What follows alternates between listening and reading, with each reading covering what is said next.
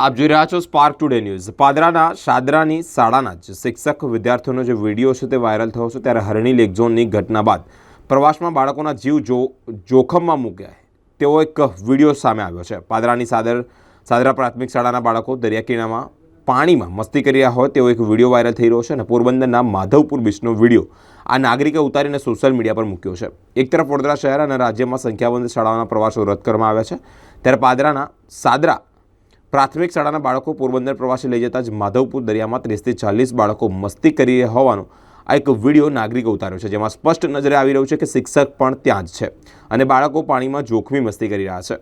Video ઉતારનાર શિક્ષકને હરણીની ઘટના અંગે પૂછપરછ કરતા જ તેઓ જણાવ્યું હતું કે વડોદરા હરણી તળાવમાં ઘટના બની તેને ધ્યાનમાં નથી લેતા પ્રશ્નાર્થ કરવામાં આવ્યો છે। શિક્ષકે જવાબ આપ્યો ન હતો। બાળકો શિક્ષકની સામે જ પાણીમાં મસ્તી કરી રહ્યા હોય એક તબક્કે શિક્ષક બાળકોને બહાર કાઢવાની કોશિશ કરતા પણ નજરે પડે છે।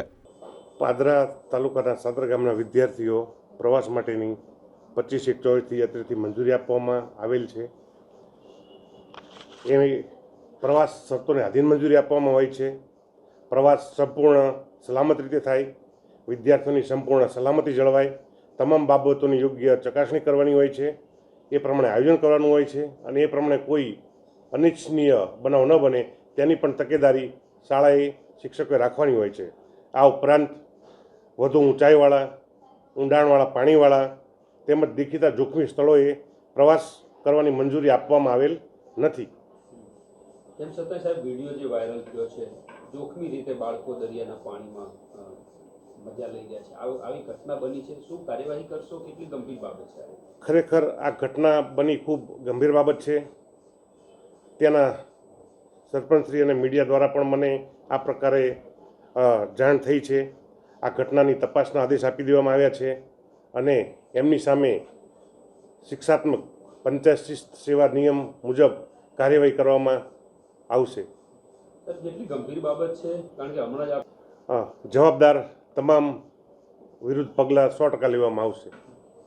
આ ઘટના બની ગઈ, હવે કંઈ આવું ન બને, કોઈ શિક્ષક આવી ભૂલ ના કરે, એના માટે શું આયોજન? કારણ કે મંજૂરીમાં પણ સ્પષ્ટ રીતે કહેવામાં આવ્યું છે, તેમ છતાં હવે પછી ખાસ તમામ શાળાઓને સૂચના આપવામાં આવશે।